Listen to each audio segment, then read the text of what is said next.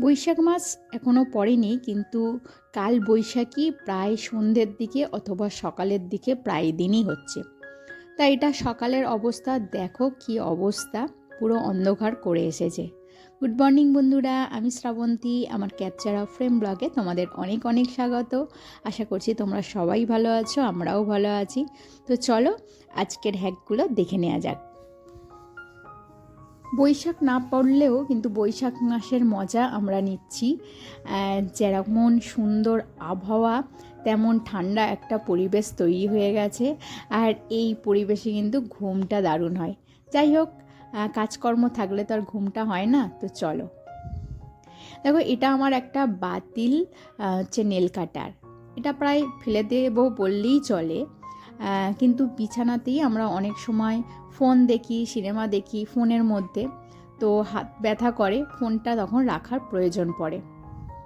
তো এটা একটা ফোন স্ট্যান্ড হিসাবে কাজ করতে পারে।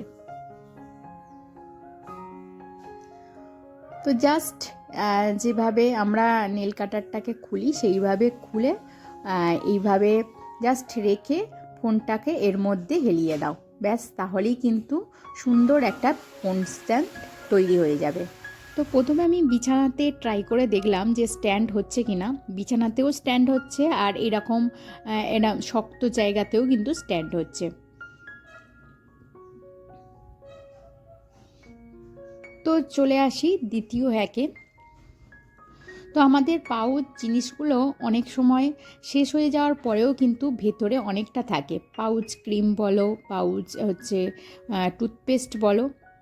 তো এর আগেও আমি একটা পাউচ টুথপেস্টের হ্যাক দেখিয়েছি, এটা আর একটা।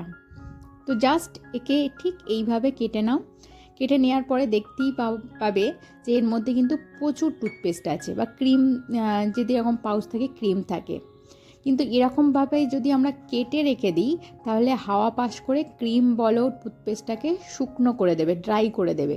সেক্ষেত্রে আমরা করতে পারি কি, যতটা প্রয়োজন ততটুকু নিয়ে ঠিক এর খাপের মধ্যে আবার ঢুকিয়ে দিলে কিন্তু হাওয়াটা খুব সহজে পাস হতে পারবে না, আর যার ফলে টুথপেস্ট বা ক্রিম সহজে শুকিয়ে যেতে পারবে না। আমরা আবার এটাকে রিইউজ করতে পারবো।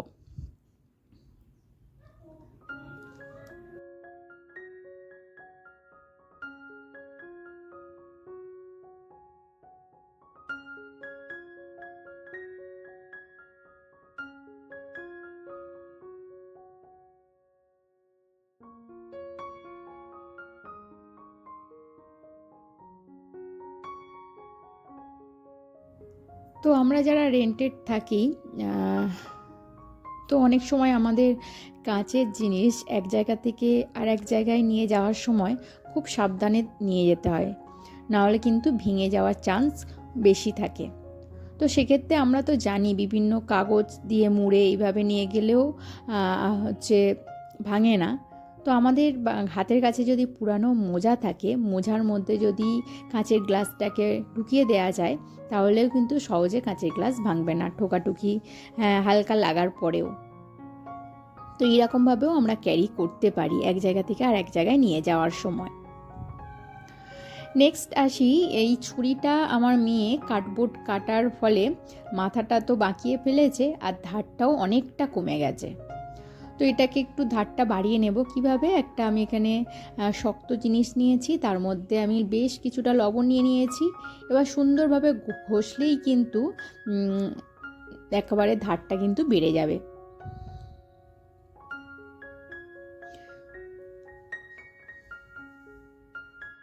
এই হ্যাকগুলো কিন্তু খুব ছোটোখাটো, কিন্তু আমাদের বেশ কাজে আসে। খুব সহজেই কিন্তু ছুরিটা ধার হয়ে গেল। একটা আলু কেটে দেখাচ্ছি। তো আগে আমি অতটা আলুটা চাপ দিয়ে কাটতে হতো, এখন কিন্তু খুব সহজেই আলুটা কেটে গেল।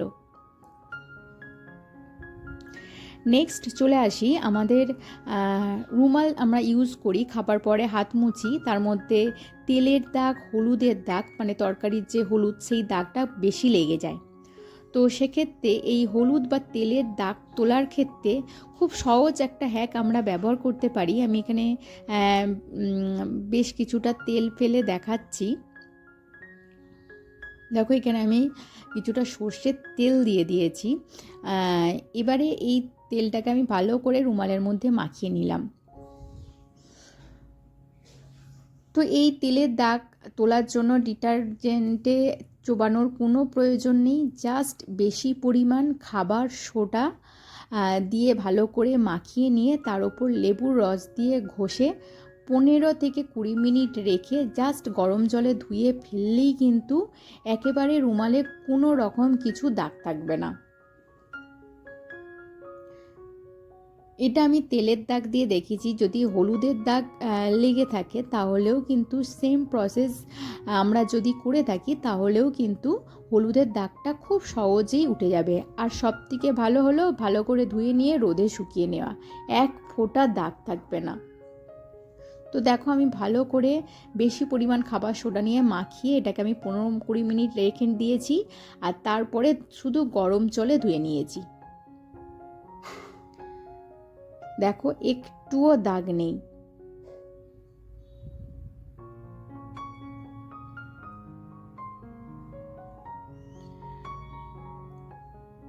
তো নেক্সট আসি, দেখো ফ্রেশনেস ব্যাপারটা এমন একটা জিনিস যেটা আমাদের মনকে আরও সতেজ করে তোলে, আরও অ্যাক্টিভ করে তোলে, আর একটা গুড ফিলিংস আসে।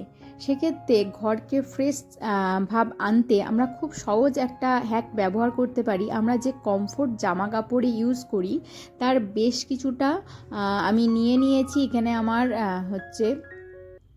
কলিনের ফাঁকা কন্টেনার ছিল, আর বেশ কিছুটা জল নিয়ে নিয়েছি। জাস্ট ভালো করে নাড়িয়ে নিয়ে এই যে পর্দার মধ্যে স্প্রে করে দিচ্ছি। ঘরটার মধ্যে কিন্তু সঙ্গে সঙ্গে একটা ফ্রেশনেস ব্যাপার আসবে, যেটা আমাদের গুড ফিলিংসকে আরও বাড়িয়ে তুলবে।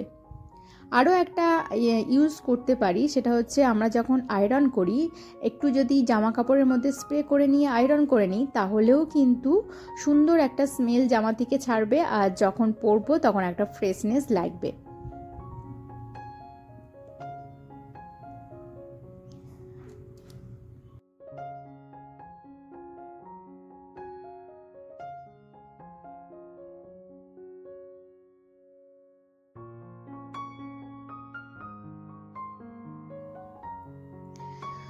তো বন্ধুরা, আজকের ভিডিও এই পর্যন্ত রাখছি। ভিডিওটি ভালো লাগলে অবশ্যই একটা লাইক কমেন্ট করে দিও, আর আমার চ্যানেলে যদি নতুন বন্ধু হয়ে থাকো তাহলে অবশ্যই একটা সাবস্ক্রাইব করে দিও। আর যেসব বন্ধুরা অলরেডি সাবস্ক্রাইব করে আমার পাশে আছো তাদেরকে জানাই অসংখ্য অসংখ্য ধন্যবাদ। সামনেই মেয়ের অ্যাডমিশান হয়ে গেছে, আর ওর নতুন বইও পেয়ে গেছে। এখন প্রত্যেকটা বই কভার করতে হবে, সামনে অনেক কাজ।